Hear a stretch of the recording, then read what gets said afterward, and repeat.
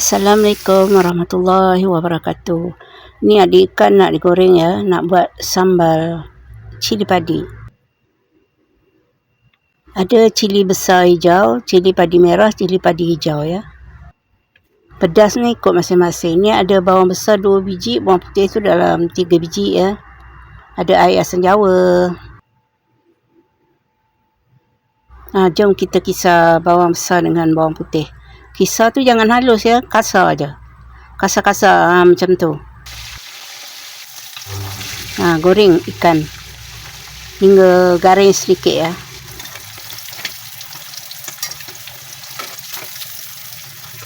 Dah siap tu, dah goreng tu, angkat.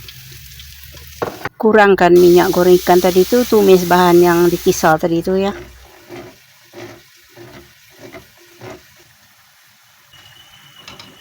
Tunggu cili tu pecah minyak.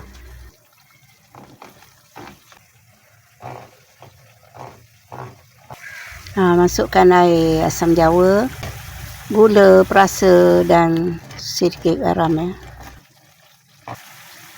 Kalau kering sangat tumisnya, letak air sedikit ya.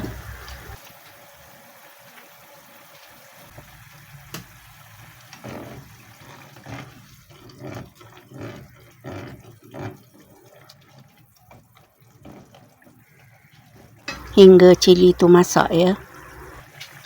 Sambal tu dah dirasa, baru masuk ikan.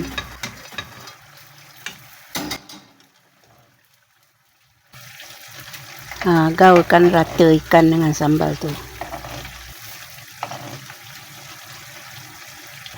Dah pun siap.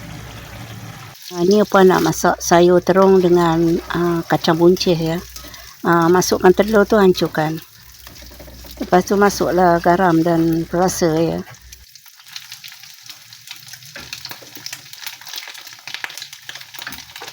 Masukkan terung dulu ya. Letak air untuk lembutkan terung tu.